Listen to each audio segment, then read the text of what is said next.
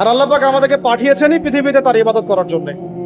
যেমন আল্লাহ পাক কি বলেছেন সূরা জারিয়াতের 56 নম্বর আয়াতে আল্লাহ পাক বলেছেন যে ওয়ামা খালাকতুল জিন্না ওয়াল ইনসা ইল্লা লিয়াবুদুন, আমি জিন জাতি আর মানব জাতিকে শুধুমাত্র আমার ইবাদত করার জন্যই সৃষ্টি করেছি।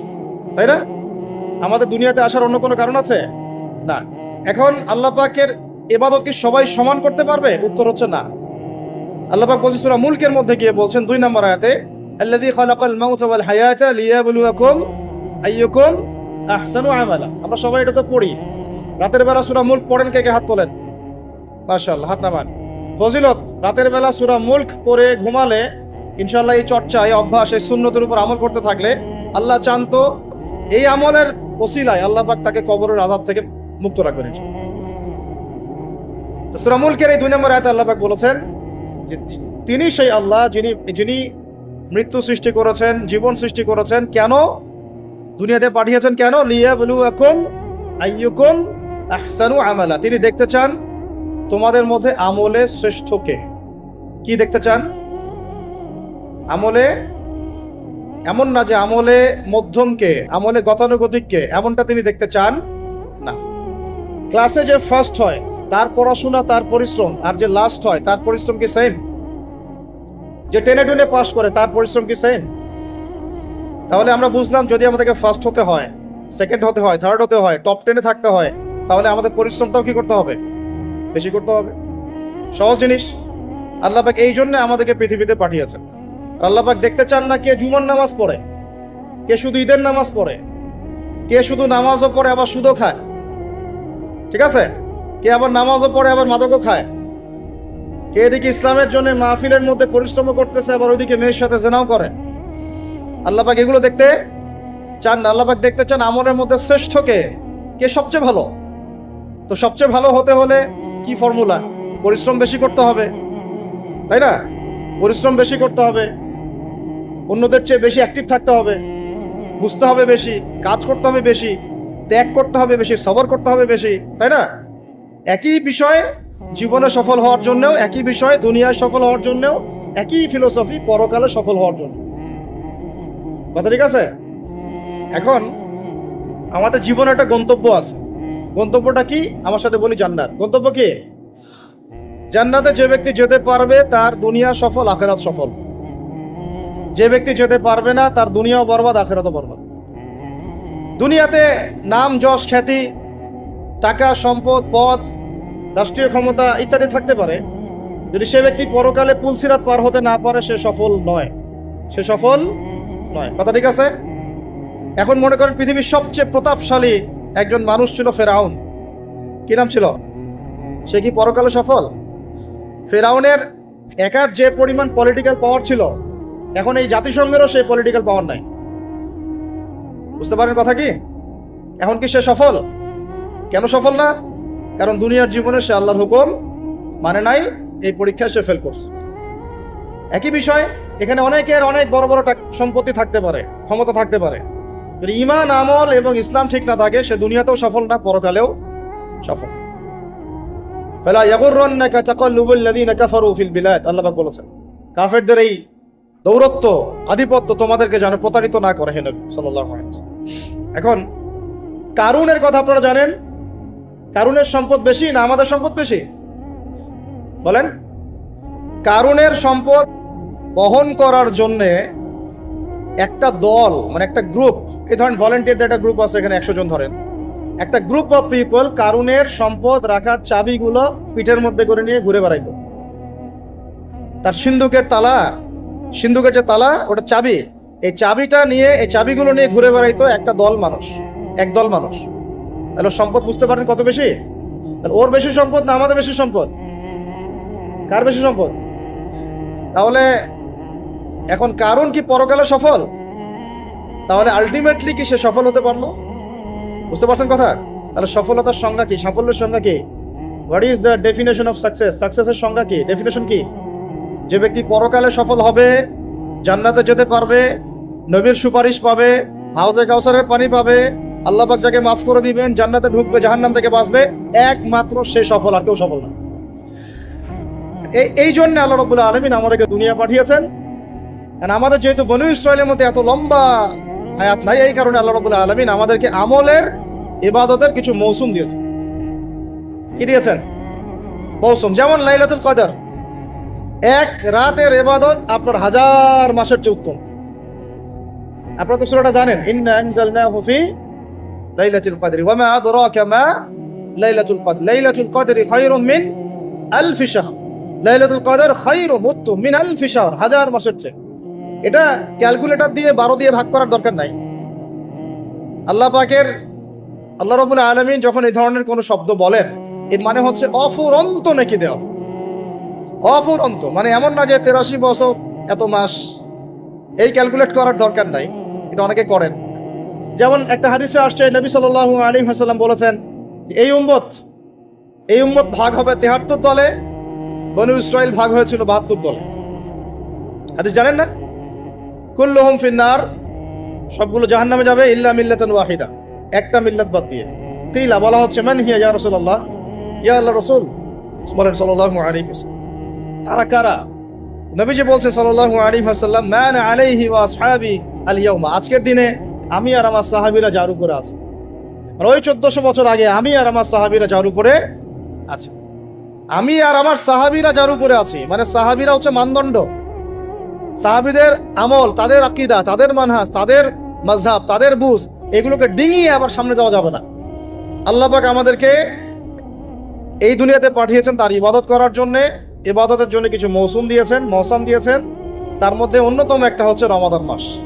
যেমন আমি এক্সাম্পল দিচ্ছিলাম, লাইলাতুল কদর খায়রুম মিন আলফি শাহর, 1000 মাসের চেয়ে কি উত্তম। একটা হাদিস বলছিলাম যে এই ধরনের শব্দগুলো যেটা বলা হয় যে আমরা ভাগ হয়ে যাব 73 দলে, বনু ইসরাইল ভাগ হয়েছিল 72 দলে, এর মানে এক্স্যাক্টলি 72, এক্স্যাক্টলি 73 না। বাংলাদেশে আপনি 100টার বেশি ইসলামের দল পাবেন না? তাহলে এখানে 73 শব্দের অর্থ হচ্ছে বেশি। অর্থ কি? সংখ্যা আধিক্য বোঝানো হচ্ছে এখানে। এইরকম করেই লাইলাতুল কদর যে 1000 মাসের চেয়ে উত্তম, এর মানে এই নয় যে এটাতে এভাবে 1000 দিয়ে গুণ করতে হবে, মানে 12 দিয়ে ভাগ করতে হবে 1000কে। ব্যাপারটা এমন না। এটা হচ্ছে আল্লাহ পাকের প্রশস্ততা, আল্লাহ পাক যত ইচ্ছা বাড়াই দিবেন ইনশাআল্লাহ। এখন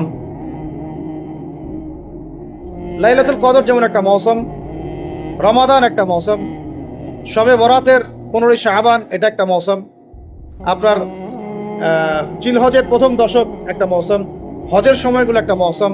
এরকম করে আমলের কিছু মৌসুম আছে। কি আছে? সিজন আছে। সবচেয়ে সেরা সিজনটা হচ্ছে রমাদান। কি বলেন? আরেকটা প্রশ্ন এখানে উঠে আসবে যে রমাদান মাসটা কেন সবচেয়ে শ্রেষ্ঠ?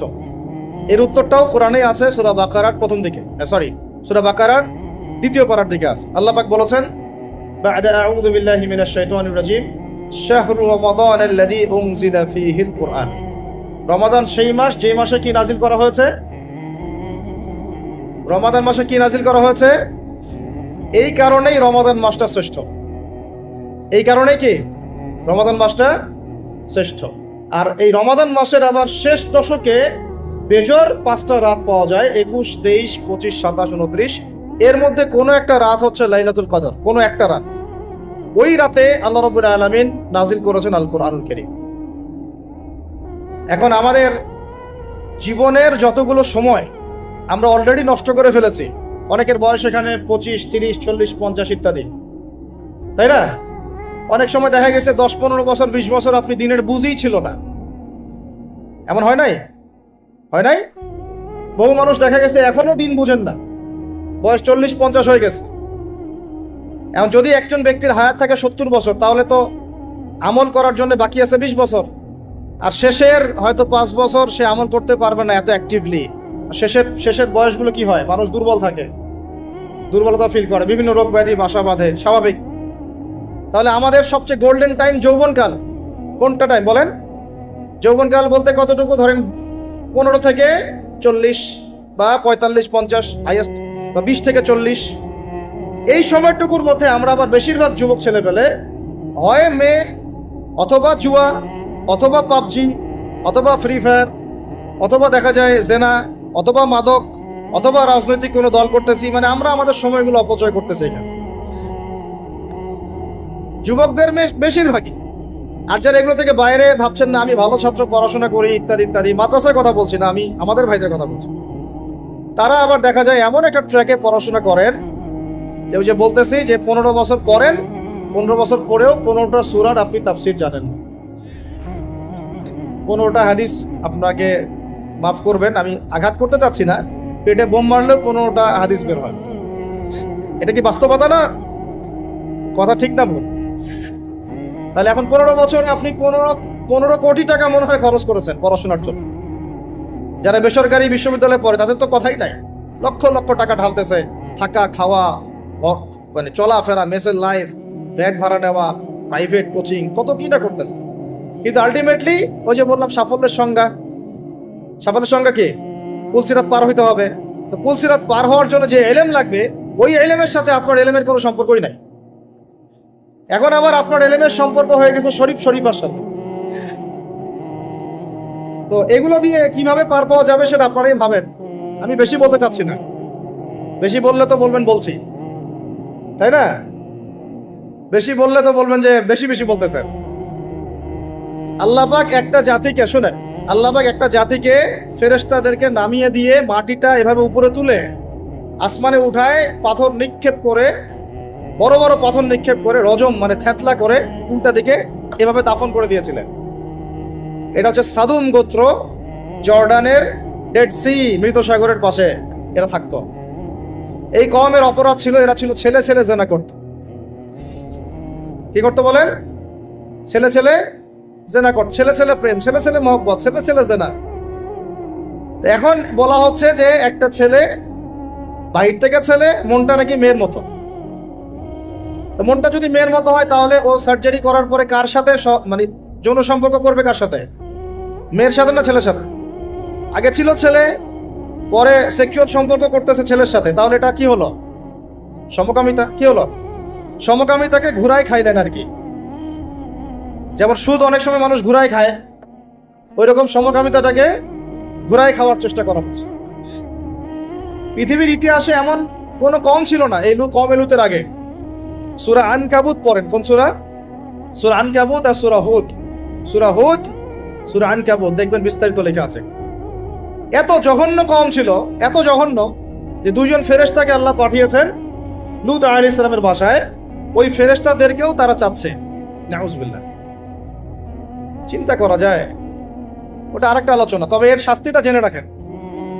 নবী সাল্লাল্লাহু আলাইহি ওয়াসাল্লাম বলেছেন যে তোমরা যদি সমকামীদেরকে পাও, এটা তাদের জন্য এই হাদিসটা প্রযোজ্য যাদের হাতে রাষ্ট্রীয় ক্ষমতা আছে এবং আইন প্রয়োগ করার ক্ষমতা আছে। এটা সবার উপরে এটা না, যাদের হাতে এই ক্ষমতা আছে ওদের জন্য নবীজি বলেছেন, আমাদের নবীজি মুহাম্মদ সাল্লাল্লাহু আলাইহি ওয়াসাল্লাম বলেছেন, তোমরা যদি ওদেরকে পাও তাহলে ফাকতুলুল ফাইলা ওয়াল মাফউল বিহি, যে সমকামিতা করেছে আর যে এখানে রাজি ছিল, যার সাথে করা হয়েছে, দুটাকে হত্যা করবে। এই মৃত্যুদণ্ডের শাস্তি কে দিয়েছেন? আল্লাহ এবং তার রাসূল।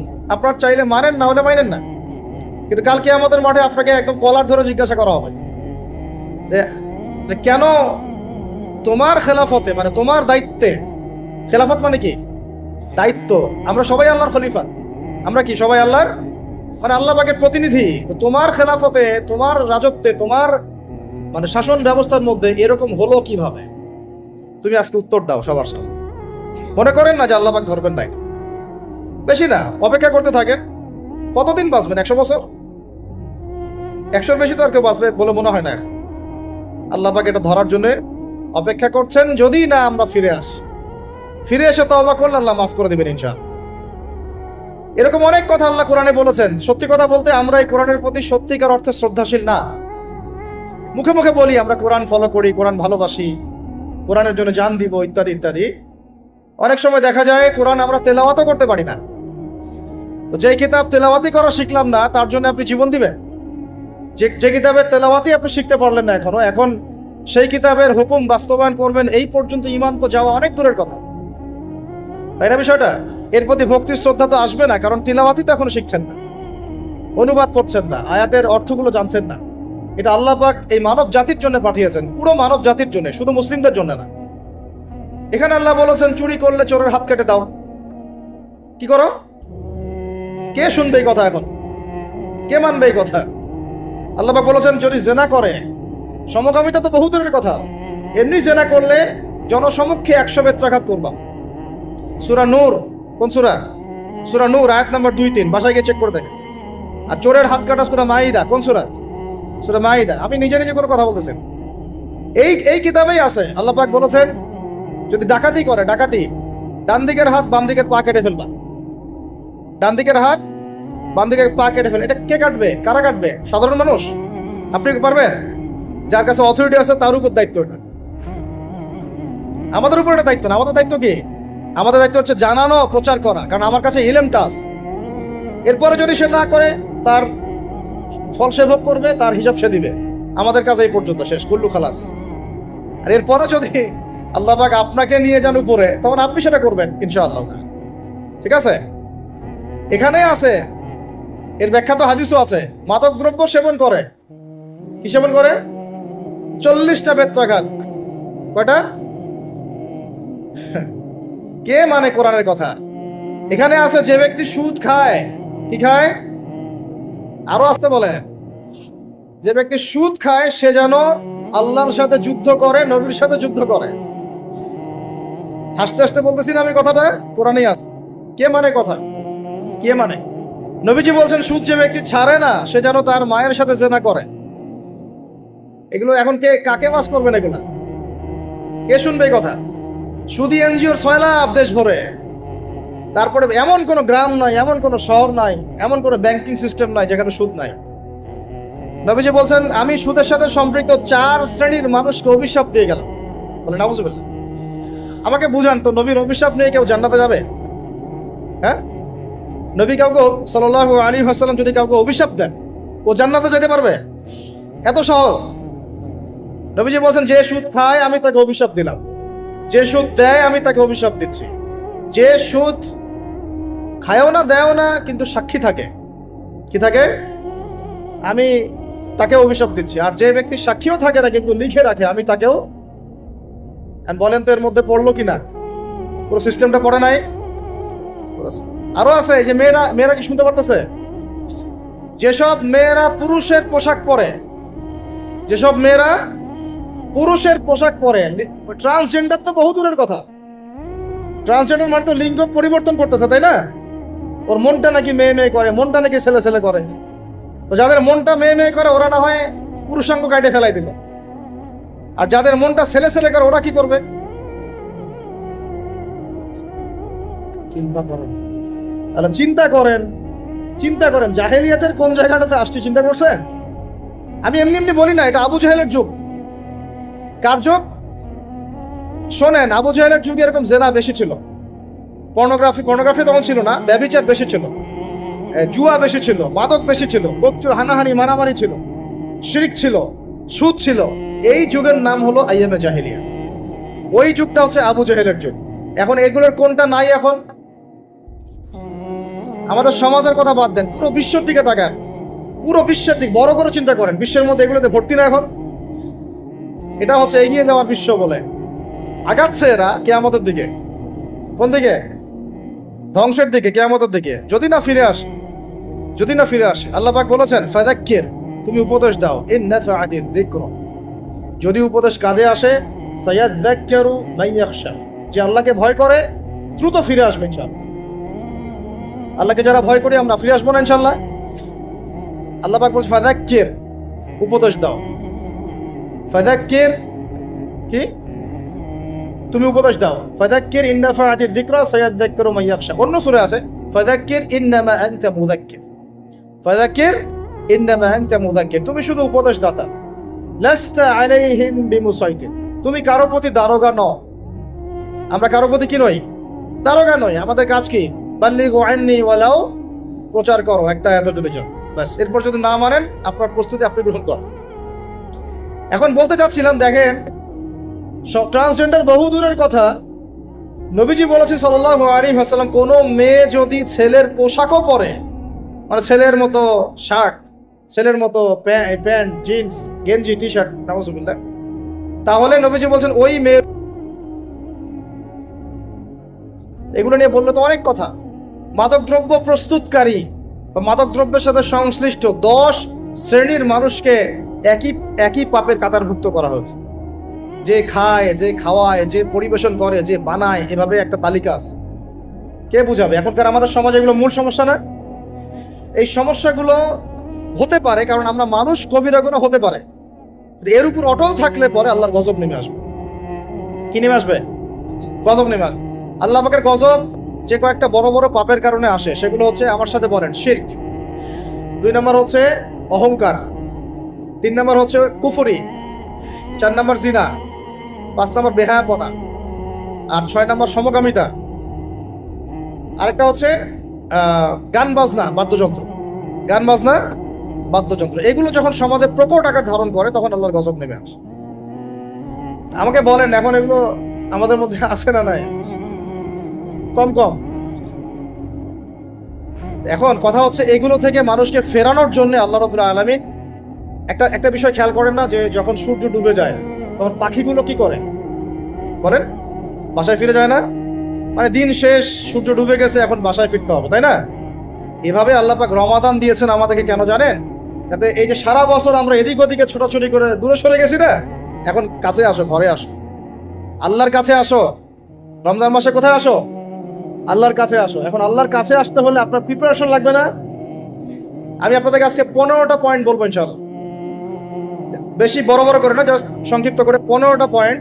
এই পয়েন্টগুলো আমাদেরকে রমাজানের আগেই নিজের মাথায় ঢুকাইতে হবে। পাক্কা নিয়াত করতে হবে আল্লাহ পাকের জন্য। আমাকেও তৌফিক দেন, আপনাদের সবাইকে তৌফিক দেন। একটা মাহফিল করে, একদিনের এক রাতের মাহফিল করে আমরা আল্লাহর জমিনে দিন কায়েম করতে পারবো। আমাদেরকে দিন প্রতিষ্ঠা করতে হলে সবাইকে পড়াশোনা করতে হবে। আগে লেখাপড়া, আগে কি? এখন আপনাকে বদরের মাঠে আমি যাইতে বলতেছি না। আগে আপনি কি করবেন? আগে লেখাপড়া করবেন, ইলম অর্জন করবেন। হ্যাঁ, যাওয়ার সিচুয়েশন তৈরি হলে আপনি যাবেন, যদি সেরকম পরিস্থিতি আসে তখনকার কথা তখন। আগে আপনি কি করবেন? ইলম অর্জন করবেন, উলামায়ে কেরামের সোহবতে থাকবেন। একা একা পড়াশোনা করবেন না, আলেমদের সোহবতে পড়াশোনা করবেন, ঠিক আছে? একা একা পড়বেন না, আমি আবার বলতেছি, একা একা নিজে নিজে পড়াশোনা করে নিজেকে পণ্ডিত মনে করবেন। অবশ্যই উলামায়ে কেরামের কাছে এসে পড়াশোনা করতে হবে। এটা আমি আমার বাস্তব অভিজ্ঞতা থেকে বলতেছি। আজকে থেকে 10 বছর আগে আমি নিজেও এই কথাটা বুঝতাম যে এইটা কত বড় বিষয়।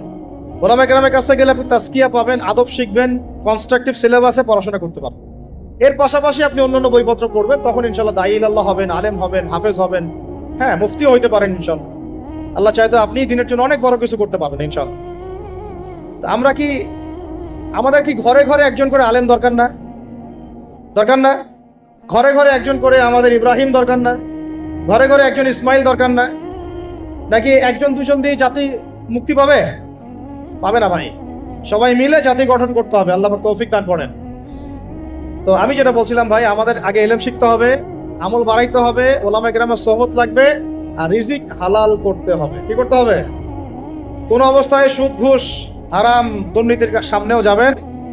যদি যান আপনি পরকালে পস্তাবেন, আর কিচ্ছু বলার নেই। যদি যান তাহলে আপনি দুনিয়াতেও পস্তাবেন, পরকালে পস্তাবেন। আল্লাহ পাক আপনাকে হেফাজত করেন। আমি বের হয়ে আসেন, নিয়াত করেন, রিজিকের মালিক আল্লাহ। আর রাজ্জাক কে? কে আর রাজ্জাক? এই সাগরের নিচে যে মাছগুলো থাকে লক্ষ লক্ষ কোটি কোটি, কোনোদিন সুদ খায়? ঘুষ খায়? জুলুম করে? ওদেরকে কে খাওয়ায়? এই জমিনে যত প্রাণী আছে চাকরি বাকরি করে, কখনো ব্যবসা করে? কিছুই তো করে না। কে খাওয়ায়? তা আমাকে সুদই খাওয়া লাগলো? আমাকে রিজিকের জন্য সুদই খাওয়া লাগলো? হ্যাঁ, আমাকে ঘুষি খাওয়া, আমাকেই খাওয়া লাগলো? আমাকেই দুর্নীতি করতে হইলো? আল্লাহ পাক আমাদেরকে বুঝ দান করে না। রিজিক আল্লাহ পাক দিবেন। যদি আপনি হারামে চান তখন হারামেই পাবেন, হালালে চাইলে আল্লাহ পাক হালাল রাস্তা বের করে দিবে ইনশাআল্লাহ।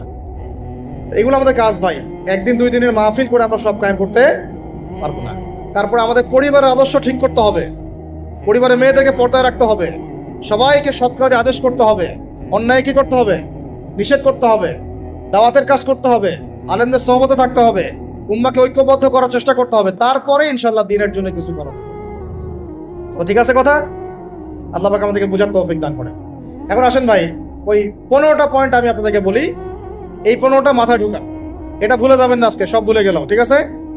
রমাজানের প্রস্তুতি নাম্বার 1, আমার সেটা বলেন। রমাজানের প্রস্তুতি নাম্বার 1 হচ্ছে যত দুনিয়াবি কাজ আছে সেই কাজগুলোকে কমিয়ে ফেলবো। এক, দুনিয়াবি কাজগুলো কি করব, মানে দুনিয়াবি যত কাজ, যত ব্যস্ততা যা আছে এগুলোকে কমায় নিয়ে আসবো, যাতে রমজান মাসে আমাকে বেশি বাইরে দুনিয়াবি প্রয়োজনে বাইরে বের হইতে না, বেশি ব্যস্ততা আমাকে দুনিয়ার জন্য না করতে হবে। মনে করেন যে আপনি চাইলে এখন যদি সামর্থ্য থাকে রমাদান এবং ঈদের বাজার করে রাখতে পারেন, কারণ লাইলাতুল কদর নষ্ট করে ঈদের বাজার, আর রমজানের অনেক রুহানিয়াত নষ্ট করে দেয় দুনিয়াবি বাজার ঘাট, তাই না? সবার সামর্থ্য হয় না, সবার সামর্থ্য হয় না, কিন্তু বড় বড় যে বিষয়গুলো আছে, বড় বড় খাবার, মৌলিক খাবার, এগুলো আপনি 2 মাসের জন্য বাসায় রাখতে পারেন যদি সামর্থ্য থাকে। সামর্থ্য নাই তাহলে সেটা আলাদা বিষয়। মোট কথা এটা শুধু একটা বিষয় বোঝাচ্ছি না, দুনিয়াবি যত ব্যস্ততা এগুলোকে কমায় রমাদানের জন্য প্রিপারেশন নিতে হবে। আল্লাহ পাক আমাদেরকে সবাইকে রমাদানের জন্য প্রিপারেশন নেওয়ার তৌফিক দান করেন। এটা হলো মনস্তাত্ত্বিক প্রিপারেশন, যে রমাদান আসতেছে, আমি শাবান মাসেই আমি আমার কাজগুলো গোছাই নিব যাতে রমজানে আমি ফারেক থাকি ইবাদতের জন্য। বুদ্ধিমানের কাজ না এটা? আল্লাহ পাক তৌফিক দান করেন। আমি 2 নম্বর হচ্ছে ভাই, রমজানের আমরা সবাই 30টা সওম রাখবো বলে নিয়াত করি, আল্লাহ পাক তৌফিক দান করেন, আমিন। কিন্তু এখানে একটা কথা, 2 নম্বরটা হচ্ছে রোজা রাখার মতো রোজা রাখতে হবে। কি বললাম বলেন? রোজা রাখার মতো রাখতে হবে। এটা কেন বললাম, কেন বললেন ভাই? উত্তর দিচ্ছিস। উপোস থাকা, না খেয়ে থাকা আর সওম রাখা এক জিনিস নয়। পানি ছেড়ে দেওয়া, খাবার ছেড়ে দেওয়া আর ইসলামী সওম এক জিনিস নয়। অনেক ধর্মের মানুষ খাবার পানি ছেড়ে দিয়ে থাকে, উপোস থাকে, থাকে না?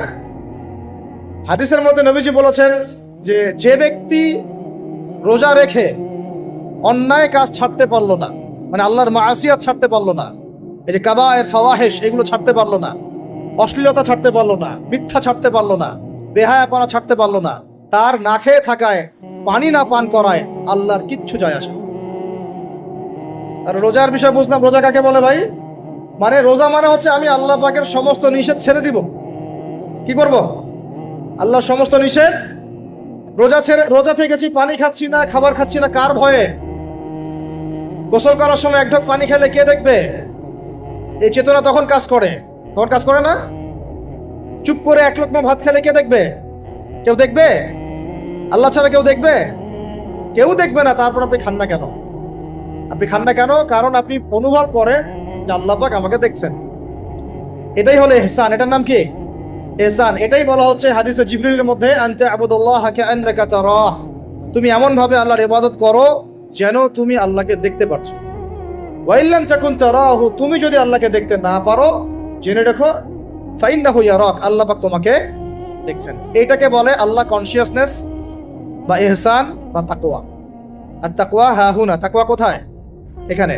আপনি সওমের আয়াতটা পড়েন, কুতিবা আলাইকুমুস সিয়াম কামা কুতিবা আলাল লাযিনা মিন ক্বাবলিকুম লাআল্লাকুম কি তাত্তাকুন, তোমাদের উপর সওমকে ফরজ করা হয়েছে ঠিক যেমন করে আগের উম্মতদের উপরেও করা হয়েছিল। উদ্দেশ্য হচ্ছে লাআল্লাকুম তাত্তাকুন, যাতে করে তোমরা তাকওয়া অবলম্বন করো। তাকওয়া মানে আল্লাহ কনসিয়াসনেস, এই যে আমি খাচ্ছি না, পান করতেছি না, আমি বিশ্বাস করি আল্লাহ আমাকে দেখতেছেন, এই তো। তো সেই বান্দা কেমন করে রমজান চলে গেলেই বেনামাজি থাকতে পারে? রমজান চলে গেলে কি আল্লাহ তাকে আর দেখে না? সেই বান্দা কিভাবে সুদ খায়, তখন কি আল্লাহ তাকে দেখে না? সেই বান্দা, একই বান্দা কিভাবে জেনা করতে পারে? মেয়েকে নিয়ে কেমন করে বাইকে ঘুরতে পারে? কেমন করে গায়রা মাহরামের সাথে আমরা করতে পারি, ফ্রি মিক্সিং করতে পারি? কেমন করে সে সমকামিতার দিকে ধাবিত হতে পারে? কেমন করে সে জুয়া খেলতে পারে? কেমন করে সে মাদক খাইতে পারে? কেমন করে সে আল্লাহ দ্রোহী আইন বাস্তবায়ন করতে পারে? যদি সে এই চেতনা থাকে যে আল্লাহ আমাকে দেখছেন। এই চেতনাটাকে বদ্ধমূল করার জন্যই রমাজান আসে। বলেন সুবহানাল্লাহ। আমি কি বুঝাতে পারলাম রোজা রাখার উদ্দেশ্যটা কি? ওই জিনিসটাকেই আমাদের ভিতরে ইনস্টল করাই হলো উদ্দেশ্য। লাআল্লাকুম, অবশ্যই বলেন লাআল্লাকুম তাত্তাকুন। তাকওয়া কি কিনতে পাওয়া যায় বাজারে? এই যে আল্লাহ পাক আমাকে দেখছেন, আমি খাবো না, আল্লাহ আমাকে দেখছেন, আমি পান করতে পারবো না, আমার রেস্ট্রিকশন আছে, পিপাসায় গলা ফেটে যাচ্ছে একেবারে রোদের মধ্যে, তাও খাচ্ছি না কেন? কার ভয়ে? ওইটাই জীবনের সব ক্ষেত্রে বাস্তবায়ন করার জন্যই রমজান আসে। বুঝতে পারি না? ওই চেতনাটাই, একই চেতনাটাই জীবনের সবগুলো কাজে বাস্তবায়ন করার জন্য কি আসে? রমাদানের সমাস। আমরা শুধু রোজার ফজিলত নিয়ে বয়ান করি, রোজা রাখলে 70 গুণ নাকি হবে না, 70 গুণ হবে, 700 গুণ বাড়াই দেবে। মূল কথা ফজিলত তো ফজিলত পাবোই, মূল কথা এইটা, তাকেও অবলম্বন করতে হবে। আল্লাহ পাক আমাদেরকে তৌফিক দান করেন। কয়টা বলছি বলেন ভাই? দুইটা মনে থাকবে। এক, দুনিয়াবি কাজ কমায় ফেলা। দুই, কি রোজা রাখার মতো রাখা। তিন নাম্বার হচ্ছে, এটা আমার নিজস্ব একটা পরামর্শ আর কি। 3 নাম্বার হচ্ছে রোজা রাখার জন্য আমাদের সাহারি করতে হয়, ইফতার করতে হয়। এই তো আল্লাহর ওয়াস্তে সাহারি এবং ইফতারে মুসলমানের মতো খাবার খাবেন, জানোয়ারের মতো খাবার খাবেন। সাহারি এবং ইফতার এই দুটোতে কি খাবেন? মুসলমানের, মুমিনের মতো খাবার খাবেন, জানোয়ারের মতো খাবার খাবেন। আল্লাহ পাক বোঝার তৌফিক দান করেন। মানে আমরা কিন্তু সাহারিতে কি করি জানেন? 7 পেট খাই। কয় পেট? নবীজি বলেছেন খাবে পেটের 1 ভাগ খাবার, 1 ভাগ পানি, 1 ভাগ, আবার বলি 1 ভাগ খাবার, 1 ভাগ পানি, 1 ভাগ। কার পেট খালি আছে এখন খাওয়ার সময় খাওয়ার টেবিলে? আমাদের ওস্তাদরা বলেন যে মুসলিম উম্মাহ, আমাদের ওস্তাদরা বলেন যে মুসলিম উম্মাহ খাবার টেবিলে হেরে গেছে, সে কখনো জিহাদের মাঠে জিততে পারবে না। বুঝতে পারেন নাই? বুঝতে পারলাম না বাবা? যারা খাওয়ারের টেবিলেই হেরে গেছে, এখানেই তো আপনি সুন্নাহ মাফিক খাইতে পারতেছেন না, প্রবৃত্তির কাছে হেরে গেলেন। গপ গপ গপ গপ করে খাচ্ছি 7 পেট ভর্তি করে। এখানে তো খাবারের সামনেই হেরে গেলাম, প্রবৃত্তির সামনে। সে আবার কাফেরদের সাথে জিতবে কেমনে? জিতবে আগে নিজের প্রবৃত্তির উপর জিহাদেরও জিততে হবে। আমার মন চাচ্ছে না করি, করবো না, এটার নাম জিহাদ, এটাও জিহাদ। মন চাচ্ছে সুদ খাই একটু, খাবো না, এটার নাম কি? জিহাদ। মন চাচ্ছে নামাজ না পড়ি, ঘুমায় থাকি, মন চাচ্ছে না, মন বলতেছে ঘুমাই ঘুমাই ঘুমাই, কিন্তু নামাজ পড়তে হবে। এই যে উঠলাম, ওযু করলাম, গেলাম, এর নাম কি? এটাও এক প্রকার কি? বরং নফসের সাথে জিহাদটা অনেক বড় জিহাদ বলা হয়েছে, বলা হয় নাই? এটা মানুষকে শক্ত করবে। একটা মেয়ে সেটা প্রেম করতে মন চায়, করবো না, ওকে দেখবো না, যাবো না কাছে, এটা শক্ত থাকার নাম কি? এটা মনের নফসের সাথে কি বুঝেন? আল্লাহ পাক আমাদেরকে নফস শক্ত করার তৌফিক দান করেন। তো ভাই, খাবার ইফতারেও এভাবে 7 পেট খাবেন না, সারিতেও খাবো না, কথা করি তো ইনশাল্লাহ। শোনেন, পরিমিত খাবেন, পুষ্টিকর খাবার খাবেন। পরিমিত খাবেন কিন্তু পুষ্টিকর খাবার খাবেন, তাহলে যথেষ্ট হবে ইনশাল্লাহ। আর এখনকার যে খাবার, এদের বেশিরভাগই ভেজাল। যত বেশি খাবো তত দ্রুত অসুস্থ হবো। এই যে আমাদের ফিটনেস দিন দিন খারাপ হয়ে যাচ্ছে, তো এই যে আমরা দিন দিন যে দুর্বল হয়ে যাচ্ছি, বুঝতে পারতেছেন না আপনারা? এটা দিন দিন যে আমরা আগের জেনারেশনের মতো শক্ত না। আমাদের দাদারা, তার দাদারা যেরকম স্ট্রং ছিলেন, আমাদের ইয়াংরাও কিন্তু অত স্ট্রং। একটা ইয়াং ছেলেকে আপনি এখন 50 বছরের একজন মুরব্বীর সাথে পাঞ্জা লাগায় দেন, পারবে না, ওই চাচাই জিতবে। তো এটার কারণ হচ্ছে ভেজাল খাবার, ভেজাল পরিবেশ, ভেজাল সবকিছু। আমরা যা খাচ্ছি বেশিরভাগই বিষ। আর আল্লাহর কসম, এগুলো মনিটর করার দায়িত্ব সরকারের, এগুলো মনিটর করার দায়িত্ব প্রশাসনের। এদেরকে মোবাইল কোর্টের আওতায় নিয়ে এসে একদম 1 বছরের জন্য ঢুকাইতে ভিতরে। আইনের সঠিক প্রয়োগ হলে এমনি সিধা হয়ে যাবে। বাঙালিদেরকে শুধু মিষ্টি মিষ্টি কথা বলে কাজ হবে না, মাঝে মাঝে কঠিন শাসন লাগে।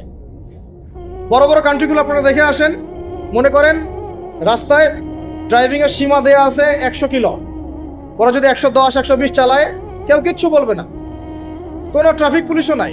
মোবাইলে একটা মেসেজ চলে আসবে যে তোমার এই 1500 রিয়াল 2000 রিয়াল জরিমানা করা হয়েছে। দিবা না, ড্রাইভিং লাইসেন্স বাতিল। ওটা বাতিল তো হবেই, 6 মাসের জন্য জেল খাটবা। বাপ করে টাকা দিয়ে আসবে। টাকা না দিলেও আর ভয়ে চালাবে না, বাবারে বাবা একবার 1500 রিয়াল খাইছি, আবার খাওয়া যাবে। আইন শুরু থাকলে হয় না, আইনের একটা কঠোর বাস্তবায়ন থাকতে হবে। এই জিনিসটা যদি থাকে, দেখবেন সমাজ ঠিক হয়ে গেছে। আল্লাহ পাক আমাদের সবাইকে কথাটা মন থেকে বোঝার তৌফিক দান। আমরা কি কারো শত্রু?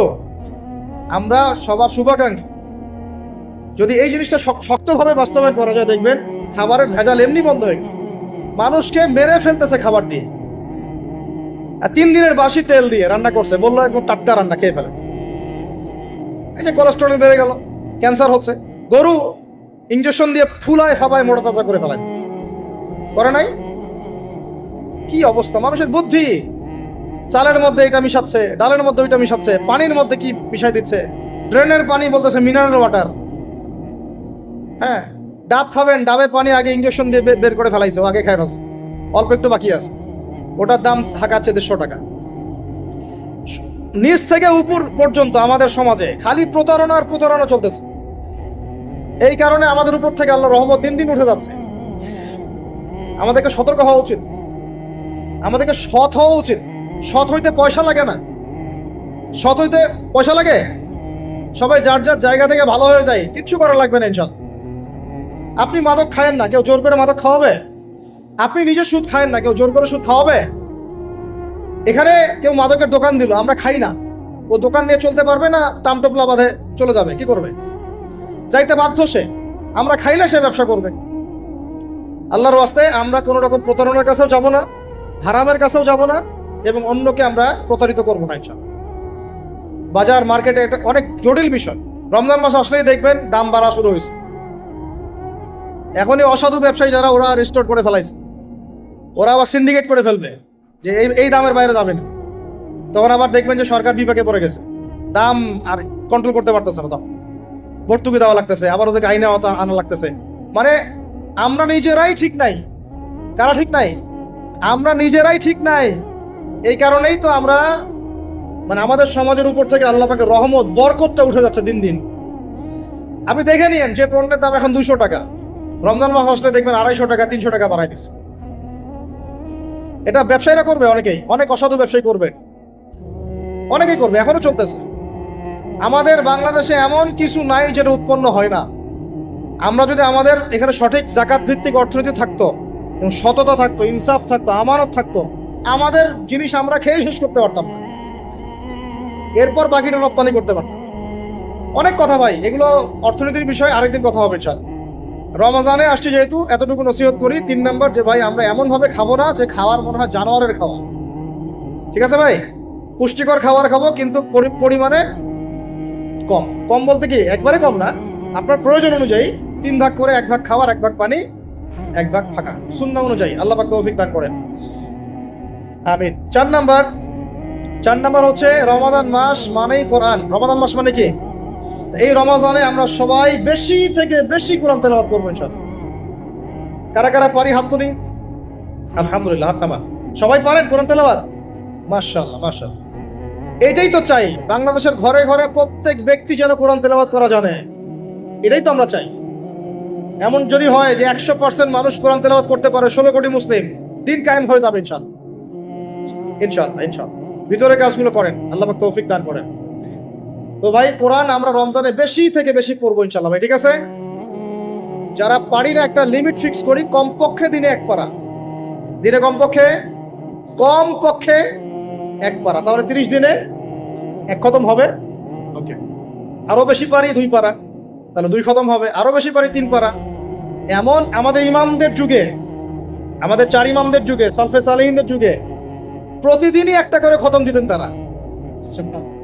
সুবহানাল্লাহ। তাদের সময় আল্লাহ বরকত দিয়েছিলেন, সুবহানাল্লাহ। সারা রাত জেগে তেলাওয়াত করতেছেন, নামাজ পড়তেছেন, দিনের বেলা তেলাওয়াত করতেছেন। রমজান মাস হচ্ছে কোরআন নাজিলের মাস। এই মাসে যে হতভাগা কোরআন পড়তে পারলো না, তার জন্য আফসোস করা ছাড়া কিছু করার নেই। রমজান মাসে কোরআন আগে পড়বো, কোরআন শিখবো। না পারলে কি করব? না পারলে 1 মাসে শিখবো, অন্যকে শেখাবো, কোরআনের দার্স দিব, কোরআনের মাহফিল হবে, কোরআনের তাবলীগ হবে, কোরআন নিয়ে আলোচনা হবে ইনশাআল্লাহ। আমরা জানবো কোরআনের মধ্যে কি আছে। এটা জানার সবচেয়ে উত্তম মাস হচ্ছে কি? রমাদান। আল্লাহ পাক তৌফিক দান করেন, আমিন। যারা আমরা আরবি জানি টুকটাক ভাঙাচোরা, তারা আমরা এটার অর্থ পড়বো ইনশাআল্লাহ। যারা আমরা আলেম ওলামা আছে অনেকেই, যারা ইফতা দিয়েছি, দাওরা দিয়েছি, বা আমরা তালেব ইলম ওলামা একরাম যারা আছে, আমরা এই কোরআনের তাফসীরগুলো পড়বো ইনশাআল্লাহ। মানে কোরআনময় রমাদান, কোরআনময় কি? এবং চেষ্টা করবেন, আমার খুব ইচ্ছা হয় যদি আল্লাহ পাক আমাকে ক্ষমতা দিতেন, তৌফিক দিতেন, আমার ইচ্ছা হয় যে রমজান মাসে বাংলাদেশের যত মসজিদ আছে সমস্ত মসজিদে কোরআন শিক্ষা ফ্রি হয়ে যাবে। ভালো উদ্যোগ না?